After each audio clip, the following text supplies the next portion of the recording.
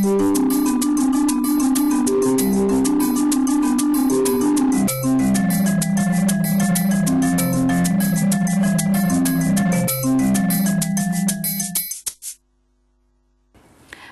trovati gentili telespettatori ad una nuova puntata di Ore 13, siamo in diretta e cosa c'è da dire? C'è da dire che oggi sappiamo ormai molto sul cambiamento climatico, dalla Mongolia, andando insomma un po' lontano, che è stata colpita dalla siccità, la Thailandia dalle alluvioni, l'Australia devastata dal fuoco, le comunità dell'Himalaya invece insomma che sono minacciate dallo scioglimento dei ghiacciai, per non parlare di quello che accade ai nostri ghiacciai, delle nostre Alpi, ma anche insomma al nostro territorio in generale. Ogni volta che prendiamo il giornale o accendiamo la televisione sentiamo di calamità che sempre meno possiamo definire naturali. E allora che cosa sta succedendo al clima? Ce lo chiediamo oggi in compagnia dei miei ospiti che vi presento subito. Ho il piacere di avere in studio il generale Giancarlo Iannicelli, meteorologo, ben trovato.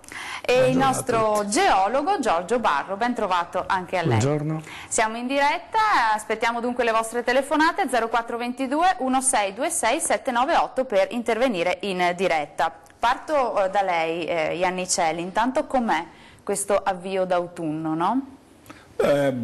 Sta seguendo la norma, secondo il copione classico, le giornate si stanno raffreddando dal punto di vista della temperatura lentamente, si comincia a intravedere la foschia, qualche banco di nebbia, temperature ripeto sono calate anche se poi nella prossima settimana riaumenteranno, ma questo ripeto è l'autunno classico, non ci sono grossi cambiamenti, però ricordiamo l'anno scorso purtroppo che poi ricordava giustamente lei facendo una sintesi veloce di quelli che sono i fatti quando come dire, si aprono i giornali o si vede la televisione, da una parte c'è siccità, dall'altra ci sono piogge abbondantissime, quindi questo cosa vuol dire? Che questi cambiamenti che comunque ci sono climatici, al di là di quello che si raggiungerà poi a fine secolo, a metà di questo secolo, il fatto più evidente è questa irregolarità del clima, cioè questo è già un segnale, il clima rispetto a una volta è molto più irregolare, tanto freddo, tanto caldo, tanta pioggia, niente pioggia, fenomeni sempre più intensi,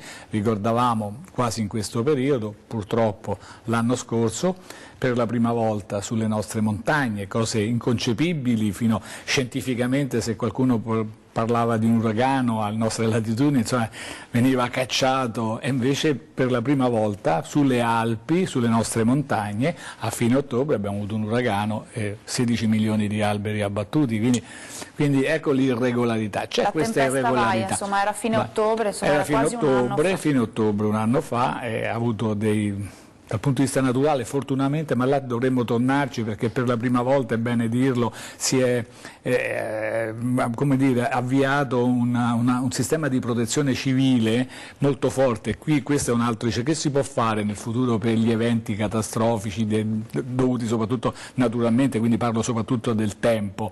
Ecco, un'azione di prevenzione, di allerta, di protezione civile ha portato, perché guardate che è stato talmente intenso e anche un morto è grave, però potevano essere centinaia, se non si fosse avviata quella task force di prevenzione che è stata criticata all'inizio, perché poi giustamente ognuno dice la sua, io dico sempre è come criticare i pompieri che sono pronti, non succede niente, hanno perso tempo, non hanno perso tempo, erano pronti, così quella task force che fu messa in atto dalla regione fu veramente forte e poi inizialmente sembrava che questa previsione non fosse giusta, poi purtroppo si è rivelata giusta e quella come dire, quella presenza di uomini e mezzi, di forze dell'ordine, forze militari e volontari civili ha fatto sì che questa catastrofe ha portato sì 16 milioni di alberi caduti, però in termini di vite umane, di danni alle persone è stata molto, molto ridotta. Giorgio Barro, insomma, restando sul tema della tempesta Vaia, insomma, perché si è verificata un anno fa esatto praticamente, questi 16 milioni di alberi schiantati al suolo, che impatto possono avere sul nostro territorio ora, ma anche uno sguardo più a lungo termine? Innanzitutto due considerazioni, anche riallacciandomi al discorso del generale. Il primo, è vero, sì, un impatto impatto straordinario, un evento straordinario, però io mi ricordo ancora da studente che ci dicevano sempre di quantificare l'evento millenario, che succede una volta ogni tanto. Noi nella nostra storia abbiamo sempre una memoria molto breve e magari non ci ricordiamo, ma perché non ci sono i dati storici, che questi eventi purtroppo possono capitare. Quasi ciclicamente, quasi no? un po' ciclicamente. Giustamente magari sì. 2000 anni, però sì, però. Di fatto è così.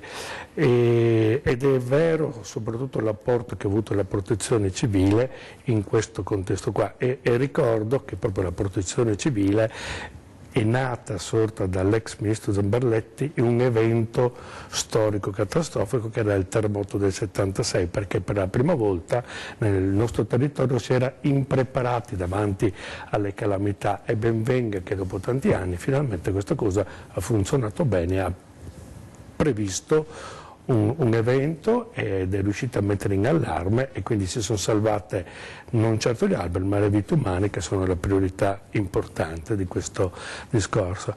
È chiaro che nelle nostre montagne questo impatto è stato devastante, non tanto perché per gli alberi caduti, perché dopo noi ragioniamo sempre, ripeto, in tempi brevi, ma la foresta si ripopola, eccetera. Però chiaramente questo può comportare dei grossi rischi per quando ci sono delle forti piogge non più protetti. Ci possono essere delle frane, diciamo così, dei scollamenti del terreno da molte parti, però ripeto, fa parte della natura. È chiaro che nei paesi soggetti a questo bisogna avere un'attenzione maggiore rispetto alle altre volte. Ecco, sì, ci torneremo, permetto, è vero.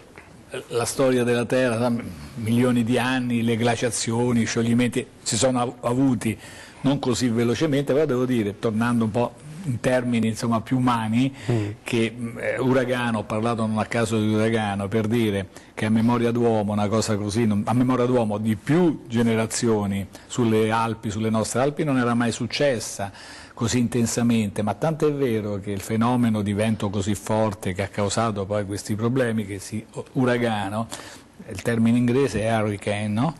È talmente sconosciuto questo fenomeno alle nostre latitudini che la lingua appunto anglosassone, hurricane, ha dovuto mediare dalla lingua caraibica, quindi non esisteva nemmeno il termine, perché il fenomeno storicamente, quindi andiamo dietro veramente di tanti anni. Poi è vero, condivido, non ci mancherebbe, che la Terra ne ha subite, le glaciazioni, cioè voglio dire, sulle Alpi si trovano i pesci, insomma, vai, trovi ancora nelle rocce, era tutto mare, quelle erano tutte cose sotto il livello del mare. Però insomma a livello di qualche generazione è stato veramente un segnale, condividerà con me il dottore, è stato veramente un segnale forte questo, forte, e veramente dobbiamo essere grati che avremmo potuto assommare a questi 16 milioni di alberi magari qualche centinaia di vite umane, quindi tutto sommato insomma. Quanto ci mette il territorio a riprendersi dopo un evento così catastrofico? Mediamente un centinaio d'anni, dagli 80 ai 100 anni.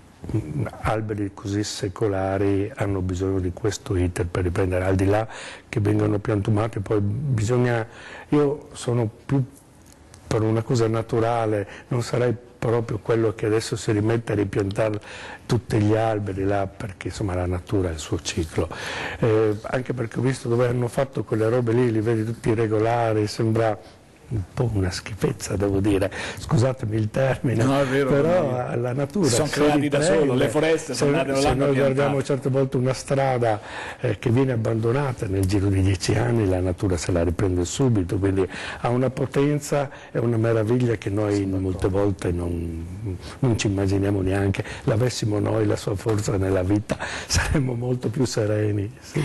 Generale Iannicelli, alberi che hanno una funzione importantissima, soprattutto anche per la regolazione del clima, sì, insomma le estati sono sempre più calde. Questo per carità, intanto il dottore ricordava giustamente che poi l'Europa era tutta una foresta, non è quindi, ma naturalmente, esatto, naturalmente, cioè è giusto, è più lenta, no? A noi ci piace subito, adesso si usa pure il prato, metto il prato, no guarda, almeno dammi la soddisfazione che l'erba cresca un po' piano, arrivano ti metto il prato, guarda, in 2 ore c'è tutto il prato in giardino, non lasciamo perdere, no? Quindi è vero, ma è una funzione importante anche dal punto di vista del mediazione e riequilibrio del clima in termini in scala ridotta, perché dicevamo appunto la temperatura va aumentando, d'estate colpisce soprattutto le grandi città, ma anche le piccole città, perché città della pianura padana, faccio un esempio, ma a caso Treviso, che è una città che è sempre più calda d'estate, ma sono valori scientifici, cioè i 30 gradi, le massime di oltre 30 gradi, io ricordo, ma perché l'ho visto 30 anni fa, c'erano estati in cui oltre i 30 gradi non si andava mai, cioè non si raggiungevano mai i 30 gradi. Poi molti anni in cui c'erano 7 in 3 mesi, quindi dell'estate classica, non meteorologica, quindi 21-21, giugno più o meno settembre, 7-8 negli ultimi anni, 30, 40, 80, 70, cioè veramente aumentate, e questo crea problemi. Ecco, si è visto nelle grosse città, ben più grandi di Treviso, che gli enti, le amministrazioni hanno creato queste barriere, che poi si ritorna a quello che si diceva prima, perché c'erano le foreste prima, quindi ricreare, si parla di milioni anche di alberi, che creano un certo periodo, si è visto che abbassano di 1, 2, 3 gradi anche la temperatura in città, che vabbè è un riequilibrio. Dove non è stato fatto questo, nella città è molto più caldo. E poi giustamente si parla di anidride carbonica, con l'azione clorofiliana loro consumano e riproducono aria tra virgolette buona, ma è questa la funzione anche degli alberi, quindi e poi insomma sono belli gli alberi, la natura è sempre bella. Poi giustamente si diceva, ma che c'è di più bello di non vedere, perché non è che ripiantano, facciamo tutti i filari, diventano i cimiteri, invece è bello che l'albero si riproduce, è anche più veloce di quello che si pensa, no? Si vede proprio, ma pure in un giardino, lasci perdere un attimo, la natura si appropria veramente, ha parlato di una strada non a caso, è una cosa grande, si copre, in pochi mesi si copre, quindi la forza della natura, e questo ci lascia ben sperare, perché poi al di là di tutte le tesi, la filosofia di uno scienziato piuttosto che l'altro, c'è questa forza di riequilibrio della natura, e la natura comunque tende a riaggiustare le cose, tenderebbe poi se si forza talmente tanto, quindi dà dei segnali, però naturalmente tende a riequilibrarsi, a ricreare le condizioni tra virgolette ottimali. Allora, abbiamo una prima telefonata in studio, sentiamo che cosa ci vogliono dire da casa. Pronto, buongiorno, chi c'è in linea? Buongiorno, sono Giulio dell'Uno, Ponte nelle Alpi. Buongiorno. A lei e anche agli ospiti. Buongiorno, prego. Anche ai signori lì.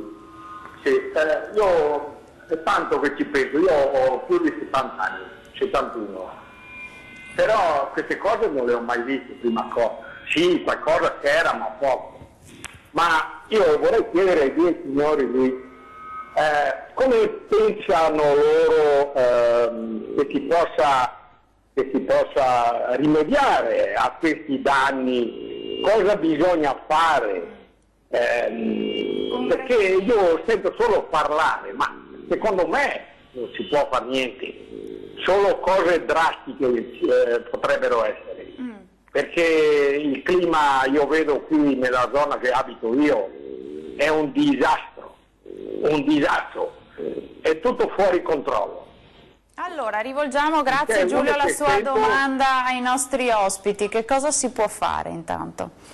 Un bel tema, una bella domanda. Ha ragione, a brevissima sempre, non tanto, cambi, no? No, il problema grosso, che penso siamo tutti d'accordo su questa cosa, che siamo arrivati a questo punto con un percorso di 150 anni, perché più o meno, e quindi adesso è anche un po' difficile che uno abbia la bacchetta magica. Certo, si potrebbe fare, ma dovremmo forse cambiare radicalmente tante cose della nostra vita, e qua entriamo in un campo completamente diverso, nel campo di dire cosa siamo disposti noi a rifiutare e portare indietro, perché facciamo un esempio concreto che si parlava prima, lei prima parlava del caldo, e io dico quanto è cambiata la percezione del caldo nel tempo. Si diceva prima, mentre si stava aspettando, che 20 anni fa nessuno in macchina aveva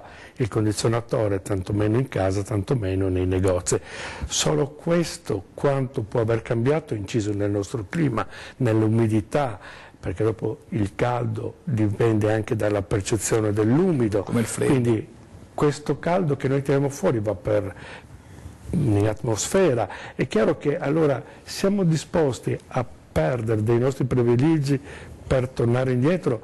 È una domanda etica che ognuno di noi si deve fare e capire che però queste situazioni così drammatiche sono il frutto di 150 anni di dell'industrializzazione, che però è bene e dell'urbanizzazione. Nell'urbanizzazione un po' questo sviluppo, ecco, 150 anni circa, però è anche vero, per onestà intellettuale, dire che io dico sempre la vita media 100 anni fa era di 33 anni, adesso è di 85, cioè voglio dire che non è tutto peggiorato, sembra che purtroppo abbiamo preso una strada, non abbiamo pensato come al rovescio della medaglia, ai danni collaterali, però c'è stato un miglioramento, adesso giustamente si diceva quanto siamo disposti, perché non è una cosa che è durata 150, 130, 150 anni, non è che da domani la riaggiusti, no, devi farti intanto la domanda etica.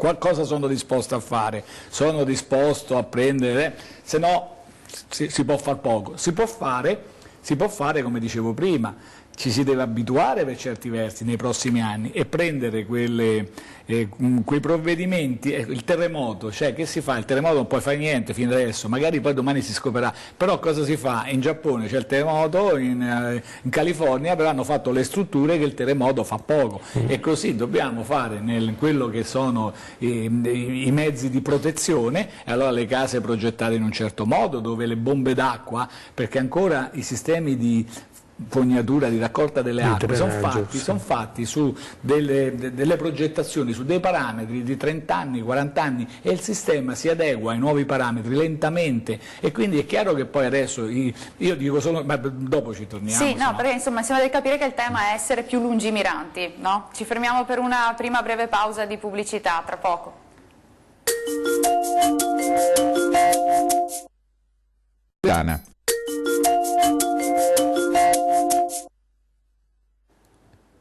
Ben ritrovati in studio, ancora in diretta in compagnia di Ore 13. Allora, il titolo in onda è riscaldamento globale, è colpa dell'uomo, punto di domanda. Intanto, si sta veramente riscaldando il nostro pianeta e quanto di questo riscaldamento, se sta effettivamente accadendo, nella sua opinione, è per mano dell'uomo, delle azioni dell'uomo? Allora, questo è un discorso sempre molto complicato, non è che voglio tornare indietro nel tempo, ma non perché l'ho detto io, ma l'ha detto un premio Nobel come Rubbia, il tempo dei Romani noi eravamo 1,5 gradi, 2 più caldo di adesso, infatti abbiamo avuto Annibale con gli elefanti che si è passato. Diciamo che tornando al discorso prima dei 150 anni, effettivamente l'uomo ci ha messo la mano soprattutto con l'utilizzo dell'anidride carbonica, con l'utilizzo fossile. E qua io, tornando anche alla domanda del signore di prima, cosa possiamo fare? Io volevo fare una semplice considerazione, non vorrei essere anche nell'intervento di prima essere pessimista perché non lo sono di natura, assolutamente, però penso che l'unica maniera che noi possiamo veramente cambiare qualcosa è attraverso lo studio e trovare idee nuove. Faccio un esempio concreto. Noi stiamo ancora utilizzando dei mezzi con un principio scoperto nell'Ottocento dal signor Diesel, motore a scoppio, eccetera. Se noi vediamo l'evoluzione che ha avuto quell'oggetto che è lì sopra la sua scrivania negli ultimi 10 anni, è mostruoso. È possibile che la mente umana non riesca a concepire uno sviluppo secondo nuovo. Me è concepito, ma ci sono interessi certo, ma io la metto, non volevo fare proprio la provocazione, ma non è però chiaro. la domanda è, noi stiamo ancora correndo con un principio dell'Ottocento, ma all'Ottocento c'erano i cavalli, voglio dire, i muli, noi adesso abbiamo tutto cambiato. Questo è il vero intervento, il salto di qualità che si potrà fare se vogliamo veramente cambiare. Chiaro, abbiamo una telefonata da casa. Pronto, buongiorno, chi c'è in linea? Mi chiamo Adriana. Buongiorno Adriana, prego. Buongiorno, mi sembra che il signore con la camicia bianca stia raccontando una favola così, con una leggerezza che mi incuriosisce anche, a dire la verità. Ma c'è stato un disastro nello senso della parola, prima che la montagna ritorni come era prima, ci vorranno 200 anni, non si può dire che è un corso ciclico che può essere successo ancora, non penso proprio, guardi, speriamo che, perché fanno paura queste cose. Grazie Adriana, volevamo dire, abbiamo insomma detto che l'evento Tempesta Vaia che c'è stato l'anno scorso è stato eccezionale naturalmente, però effettivamente nel corso della storia, insomma aiutatemi se sbaglio, eventi di una certa gravità comunque si ripetono nel corso del tempo, è corretto? Sì, si ripetono, perché se torniamo anche al discorso, intanto mi dispiace di aver dato un'immagine di superficialità che assolutamente non voglio dare, perché ci mancherebbe altro, perché anzi abbiamo sottolineato i lati positivi di aver salvato vite umane, quindi questo è importante, però nella preoccupazione, quando il generale all'inizio parlava del cambiamento climatico, io come geologo ho un'altra preoccupazione, perché se noi andiamo a vedere statisticamente ogni cambio di stagione in qualche parte dell'Italia viene un disastro con morti, frane puntuale, quindi è questa la prevenzione che noi dobbiamo avere, costruire bene ed essere più attenti all'apporto idrico e alla capacità idrica che ha un territorio, perché se noi proprio statistica alla mano ci domandiamo ogni cambio di stagione abbiamo dei morti da piangere in qualche posto dell'Italia. Certo, ma si diceva prima, sicuramente poi geologo la storia della Terra ha milioni di anni, quindi però quando una cosa del genere, come ricordavo prima, per 6-7 generazioni non si è mai verificata, è chiaro che per noi non è mai successa, no? Quindi ecco che giustamente dice ma non è mai successa e quindi è straordinaria, però è chiaro che se si guarda poi alla storia della Terra, ho detto prima, le glaciazioni, pensate alle glaciazioni, ma pensate a quello che era l'Europa, che era il mondo, che era la Terra stessa, il globo stesso, quindi. Però fatto sta che quando non una generazione a memoria d'uomo, no, adesso si deve dire a memoria di 6-7 uomini, 10 uomini, quindi si parla magari di centinaia di anni che certe cose non sono successe. Questa è una presa d'atto, si diceva prima. Io sono d'accordo, sono d'accordissimo, parole mi permetta sante, no? Ma è possibile che noi, poi la mia generazione ha vissuto delle vere rivoluzioni, pensate prima alle lettere, perché ecco come si risparmia, pensate prima alle lettere, i messaggi che viaggiavano e consumavano perché i camion dovevano portarli, i treni, gli aerei. Adesso chi manda più una cartolina? È un discorso semplice, molto. Chi manda più una cartolina? Nessuno. Ma che fammi una mail, fammi una cosa, cioè è cambiato. E giustamente invece in certi settori, io non so che interessi si sanno, che non si è cambiato quasi niente, perché ha parlato bene. Il premio Nobel Rubbia ha detto benissimo nel suo intervento alla Camera, ha detto ci sono anche delle risorse, gas naturali, i gas naturali. Perché non si... cioè perché si vanno e qui... perché io sono molto dubbioso in certe alternative che danno, che per costruire una cosa... fai un conto, se io costruisco questa cosa che dico che inquina meno, ma per costruirla, per fabbricarla, consumo, faccio un inquinamento forte, poi la durata di quel sistema dura talmente pochi anni che se vai a fare un'analisi alla fine non hai risparmiato nulla di inquinamento.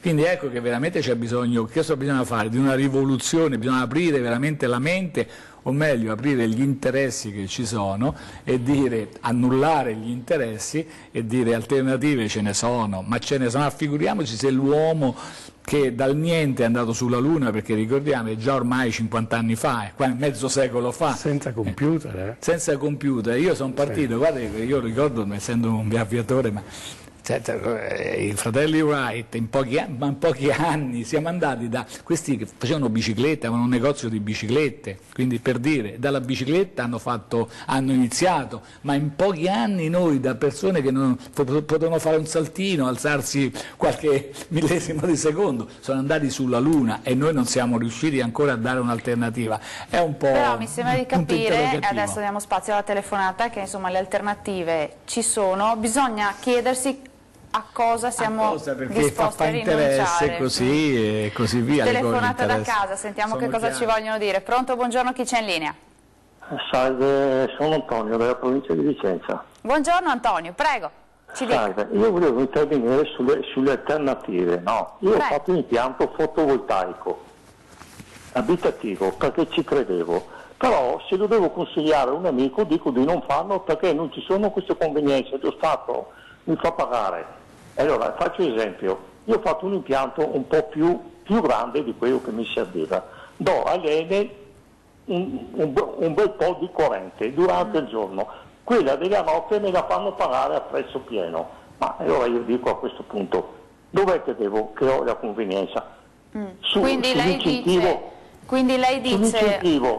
L'incentivo che mi danno per 10 anni, no? Me lo sto pagando profumatamente perché io do la corrente in pieno giorno, lei me la vende a prezzo pieno, a me dà il 0,08. Allora Antonio, grazie per la sua telefonata. Lei dice io ho fatto qualcosa per l'ambiente, però poi cosa mi torna indietro? Forse questo è proprio l'inganno di quando si parla. Io non so negli altri paesi, lo dico qua in Italia per quello che conosco, delle fonti alternative. Non è assolutamente concepibile che per utilizzare fonti alternative, al di là della tipologia di fonti alternative, che si può aprire anche un campo anche lì, su quanto durano eccetera, che uno debba alla fine pagare, ma non è che deve pagare solo l'utente che le mette, ma alla fine quel contributo lo sta pagando la comunità con chi utilizza l'energia elettrica, il gasolio, il gas, eccetera. Quindi questo è una beffa se vogliamo parlare in termini di sistema alternativo. Poi nessuno si pone la domanda su questi grandi sistemi, a parte l'eolico che ha un impatto sull'ambiente mostruoso, però questi impianti, qualcuno si è fatto la domanda quando fra 20 anni, al di là della fine del contributo dalle centrali biogas e tutto quanto, dovranno essere smaltiti, cos'è che abbiamo creato? Ma lei eolica l'avete vista?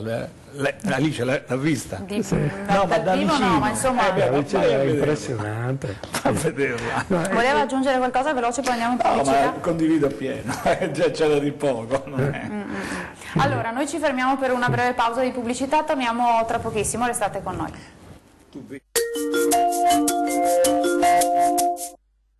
Sempre.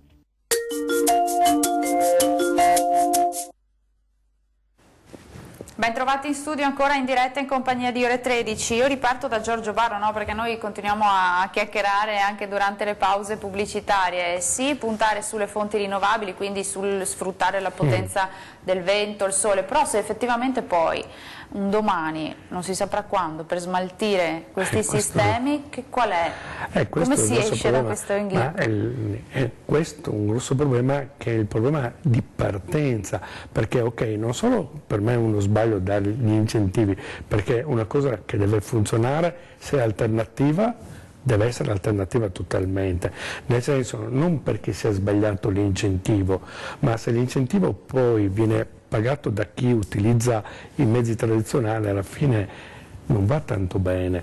Allora torno al discorso di quello che ho detto prima, che bisogna che ci sia qualcuno che abbia veramente voglia di investire su idee, su innovazioni, che ci sia qualche imprenditore lungimirante che possa capire che la strada del futuro sia un'altra, non attraverso queste cose che sono a suo modo obsolente e che dopo un domani ce le troveremo sempre come comunità a doverle smaltire.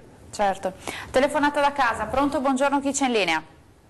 Dario della provincia di Trento, buongiorno. Buongiorno Dario, prego. vede generale, che siano andati sulla Luna, può darsi, ma qualche dubbio sarebbe anche legittimo. E mi colpiva la leggerezza, no? Lo diceva anche la signora, colpiva anche me la leggerezza di certe affermazioni dell'ospite sorridente lì.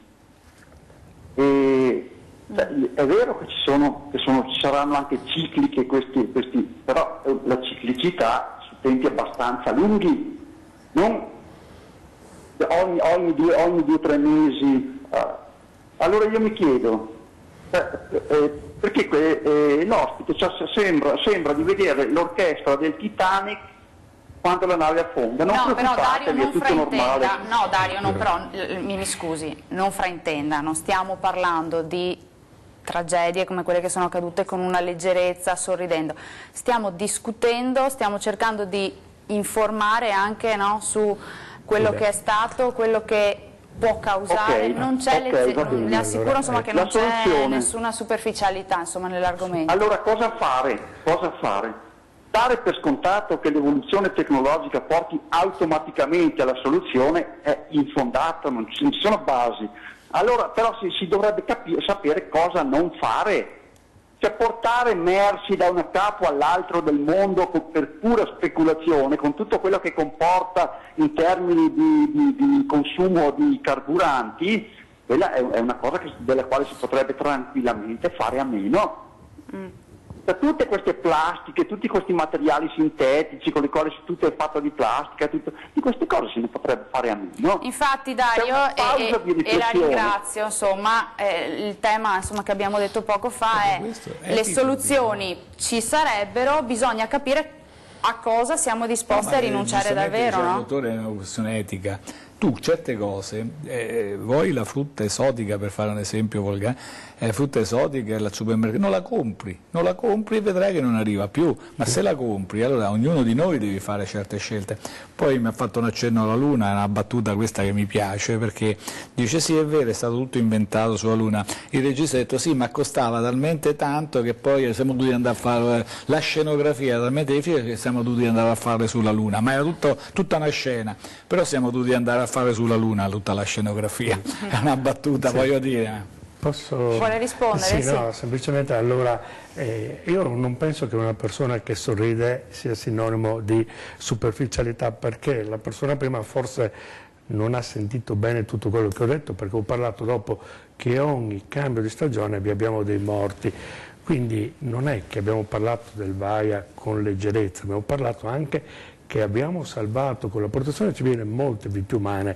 Quindi mi sembra che qui non si stia affrontando nessun argomento né con leggerezza. Se invece qualcuno in TV è sempre abituato a essere arrabbiato, certo. Ma poi effettivamente è un dato di fatto, no? Che ogni tot si ripetono degli eventi di un certo tipo. Veramente con la mente aperta, senza posizioni preconcette, perché qui veramente è un problema globale, quindi posizioni preconcette non servono a nulla, non servono veramente a nulla. E ripeto, ognuno di noi veramente può, perché vanno bene, il coinvolgimento, i ragazzi si diceva e poi forse ci torneremo, però se poi ognuno di noi non si adegua, dice sì io voglio veramente nel mio piccolo, se tanti nel proprio piccolo si comportano in un certo modo, il miglioramento avviene automaticamente. No, poi questa ciclicità, no, che abbiamo detto per altri motivi, però insomma ieri era un anniversario molto importante per il nostro territorio, quello della tragedia del Vajont. Sì. No?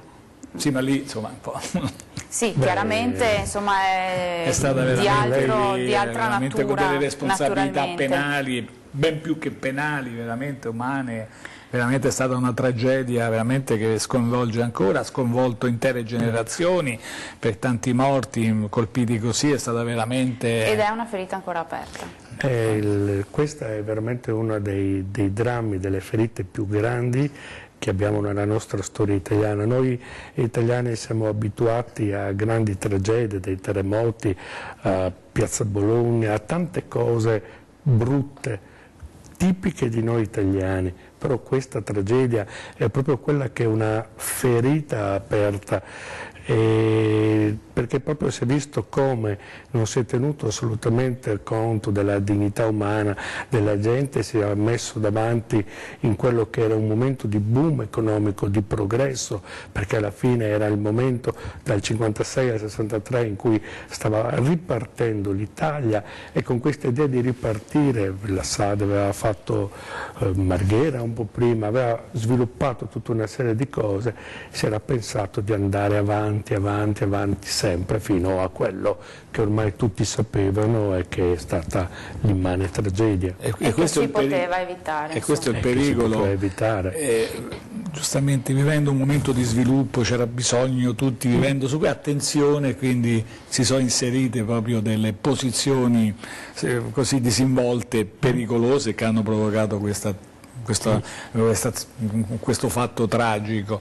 E attenzione pure nei cambiamenti climatici, perché attenzione, anche con il cambiamento climatico ci sono arrivati, trovo io il sistema, attenzione a non offrire il fianco a chi offre delle soluzioni che invece sono ulteriore sfruttamento. Attenzione, si diceva prima, attenzione, perché quello che può sembrare una soluzione in effetti ha messo in moto una speculazione a livello molto alto, molto vasto. Quindi... E c'è insomma sempre questo rischio. Allora, forse abbiamo una telefonata da casa, sì, forse? Pronto, buongiorno, c'è qualcuno in linea?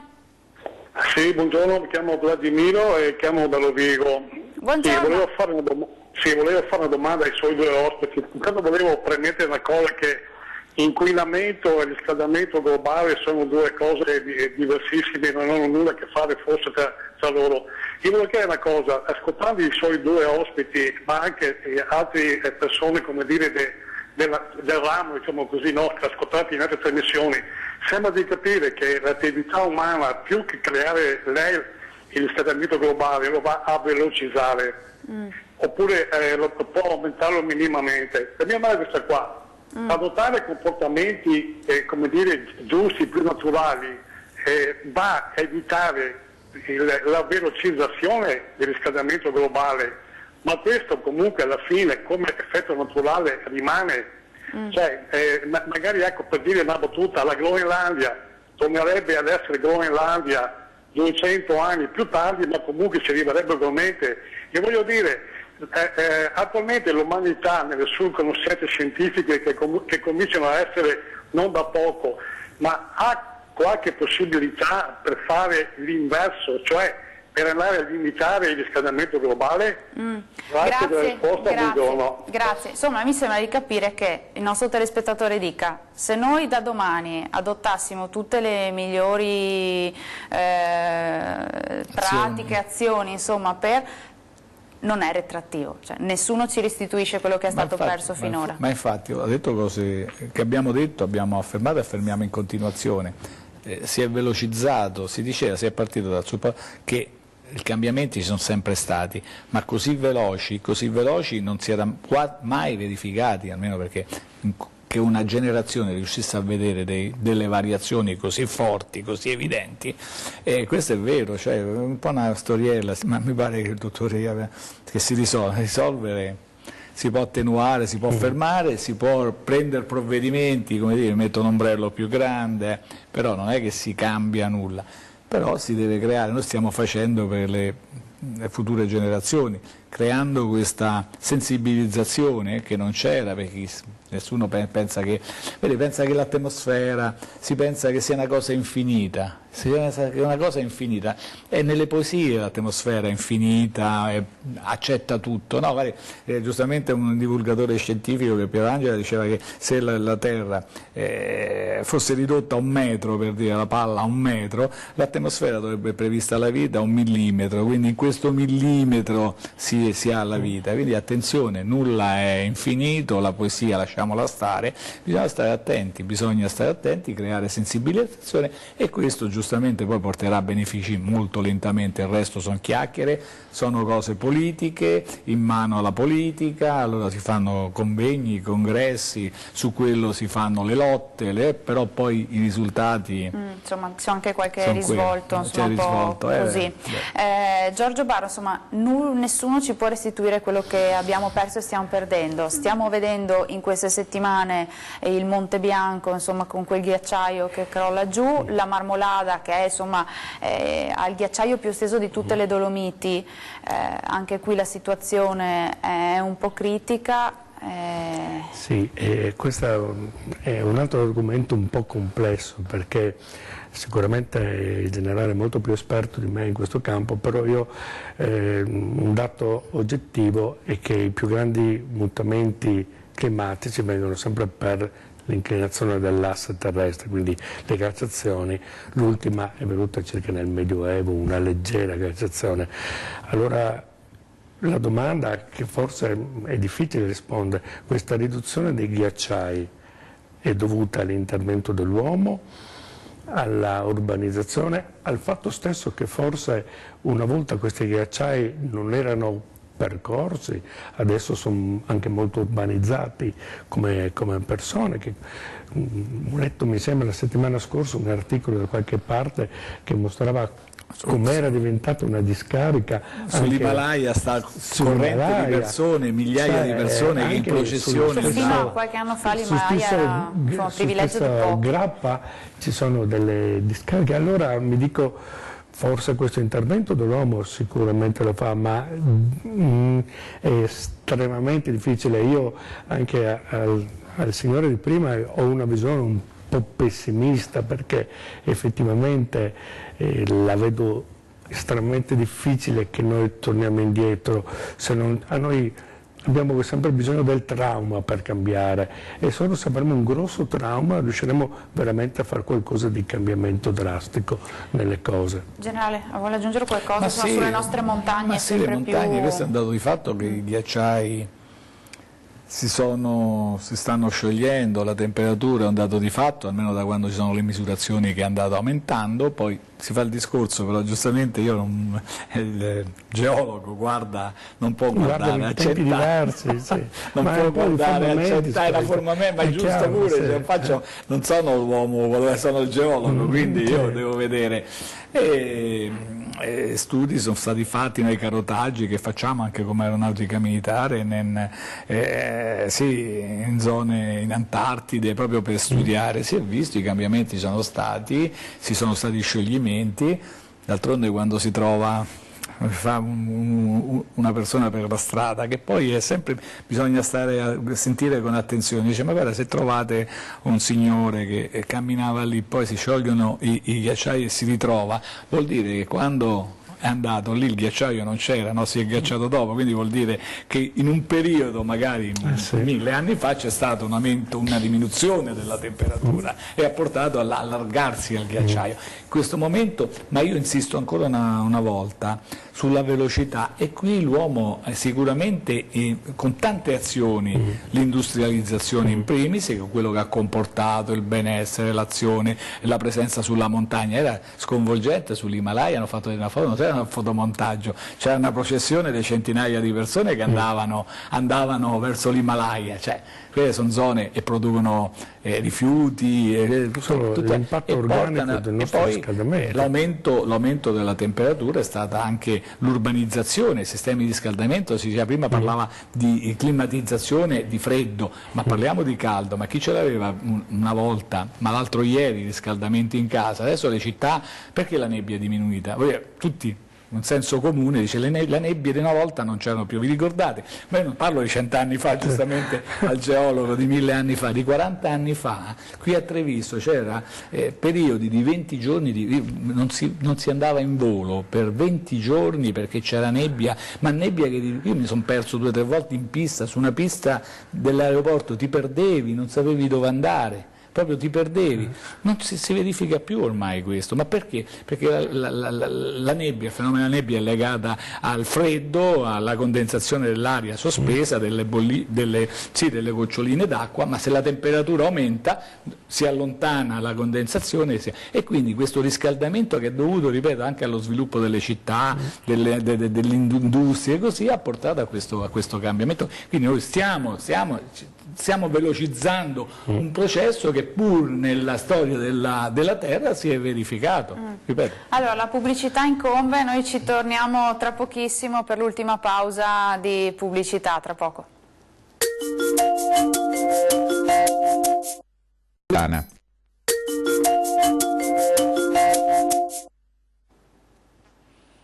Eccoci di nuovo in studio, qualche minuto insomma, prima della conclusione della puntata di oggi per parlare insomma, dello sciopero sul clima insomma, delle settimane scorse, la più grande manifestazione per l'ambiente che sia mai stata organizzata.